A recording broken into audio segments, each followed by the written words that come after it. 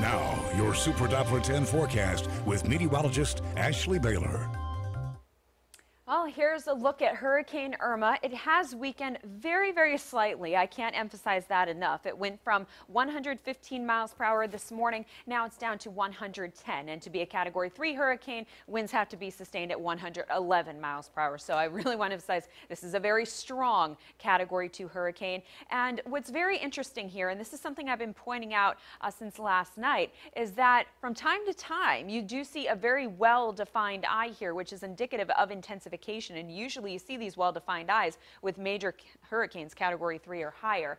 Now what happens here is that we get this well-defined eye, and then as you can see, it does fill in with the clouds at times. So what we call this is eye wall basically redevelopment, and so it's basically replacing the inner eye wall with the outer eye wall. So I really shouldn't say redevelopment, it's a replacement. So the outer eye wall replaces the inner eye wall, so that's when you see the clouds kind of fill in, and then it turns around and re-intensifies. So it can weaken slightly, then re-intensify, and I have a feeling it's going to kind of do that back and forth cycle over the coming days. So right now the National Hurricane Center has this set to remain a Category 2, a strong Category 2, or even a Category 3 hurricane as it makes its track towards the Lesser Antilles.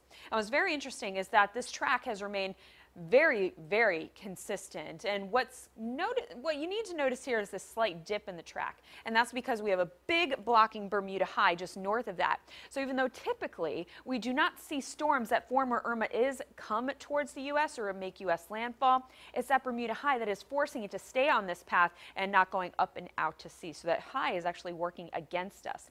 Now here's a look at the two models we talk about most often. That would be the American model and the European model. And this takes you out to Sunday. So about 9 days from now. That's very interesting to see this type of consistency with these two models this far in advance. This is not something we see terribly often. And I really want to emphasize, this is not meant to scare you. It's not meant to hype anything. It's really, really not meant to do that. But what's interesting is that the more consistency we see with these two prime models, the more confidence it does build in the forecast. So both of these models do take this storm somewhere between the East Coast and over to Bermuda. Now it can easily go right in between the East Coast and Bermuda and head back out to sea and not affect land whatsoever. Well within the realm of possibilities. Could we rule out landfall? Absolutely not. There are so many angles to work with here over the coming days. So we're just going to be talking about this a lot, but I do want to throw this out there that just be aware this could be somewhere in the U.S. vicinity heading into next weekend. Here's a look at our satellite and radar composite in the near future. We do have to talk about occasional showers that will continue on through this afternoon. We will have scattered showers this evening on through the overnight hours, and we will continue to track scattered showers right into your Saturday. So it's not going to be great out there this afternoon. It's not going to be particularly great as we go into Saturday either, but things are looking a lot better, especially for Sunday and Monday as we go into the final 2 days, the unofficial end to summer, if you will. Monday, mostly sunny and 85, mostly sunny and 87 on Tuesday as everybody goes back to work and the kids finally head back to school. So we just really need to get through this afternoon and Saturday, and things are looking good for the next 3 days beyond that.